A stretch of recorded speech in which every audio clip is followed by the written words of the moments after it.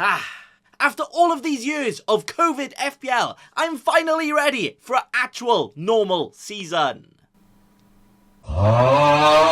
FPL team selection.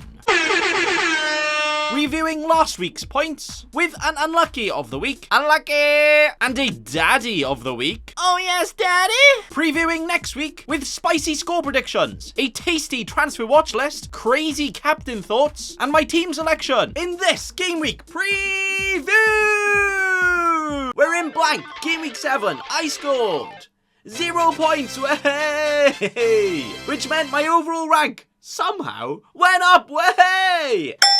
To 4.4 millionth in the world. Oh, best game week of my life. Where, of course, everyone in my team and everyone in the entire game were absolute blankers this week, as there were no games. They were all cancelled. Meaning my big brain transfer of bringing Gross in early this week was actually gross, as not only did he not play last week, but now his game this week has also been postponed, meaning he's not even going to play for me once after bringing him in. Unlucky! Nah, I swear this season is actually cursed. What is going on? So let's please move on to the game week 8 preview!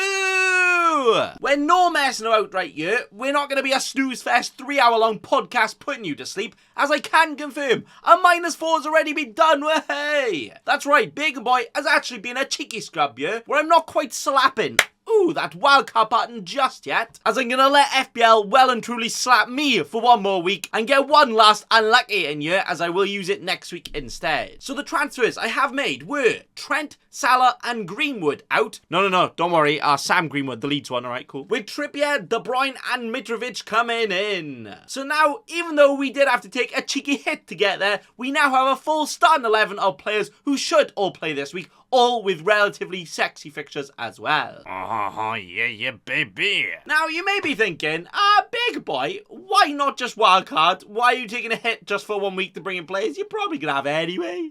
But the main reason I'm not wildcarding this week, even though I'm going to wildcard next week, are 1, I'm a massive cheeky scrub, but also teams in Chelsea, Palace, Liverpool and Man United all blank this week, but are actually all teams I kind of want to target in my wildcard, as they all have very sexy fixtures coming up, apart from Liverpool, but they are Liverpool, they're still kind of good, you know. And we also have the likes of Leicester, who have great fixtures, but are not very good to target this week. And also, I already own Arsenal and Spurs players who I want to jump off as their fixtures get proper wibbly-wobbly, but this week, they actually have a very good fixture, hey. So even though a wild card this week would almost guaranteed be more points, right? I think it could actually blindside me, and maybe even some of you, in choosing players you don't actually want past this week, or you may be ignoring players you want past this week. So I think delaying it for just 1 more week is much better longer term, as our wildcard has kind of going to last us like 8 game week. Like, do we really want all these West Ham and Nottingham Forest players after this? I don't know. So that is that confirmed. A hit has been taken to get up to 11 starting players, the wildcard untouched like a virgin, and we are ready for this week.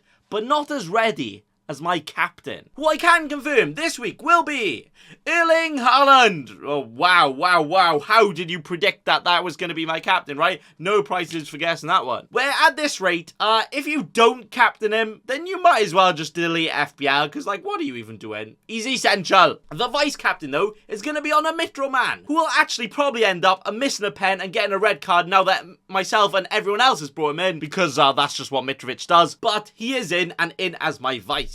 Score predictions. Well, last week, I actually didn't get a single guess wrong, because there were no games. But this week, my predictions look like this, where I'm going to go for some cheeky boy results here, with Southampton being villains to Villa and beating them there. Everton actually hammering the Hammers, you know, that massive hammering score of 1-0. And also the rest as boring as you can get, which you can just see right here. But sometimes the correct predictions are the boring ones, you know, but they are the correct ones, and I'm the best predictor in the world. Right? But what's not boring is my team this week, which now looks like this. Well, yeah, we have kind of got 4 players in the Nottingham Forest and Fulham game, 2 Fulham attackers against my 2 Forest defenders. What could possibly go wrong there? And we do have triple Man City in what is actually not the easiest of games, you know? But you can't lie by saying this team is not sexy right now, so it is ready to go on and get all of the points. Hey, that is going to be it for today. Thanks for watching, but also, remember... Don't be a cheeky scrub. Subscribe to Nathan Bacon right now.